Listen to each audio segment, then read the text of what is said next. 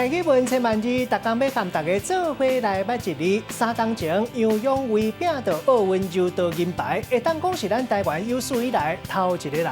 今年7月底，奥运又搁要上场，大家嘛真期待台湾选手有好成绩。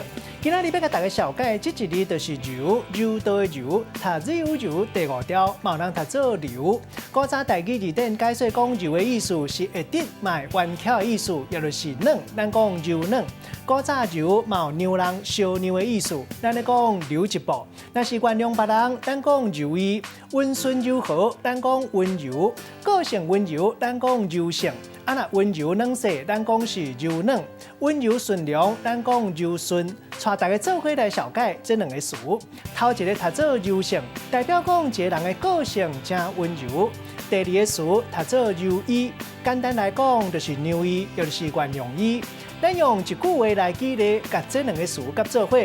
譬如讲，阿明较柔性，饲一只宝贝猫仔，伤过生，猫仔卡袂着，就徛起哩到伊的头壳顶。阿明也是柔意，拢袂生气。今仔日小解这一字读做柔，另外一个音读做流，提供予观众朋友来参考。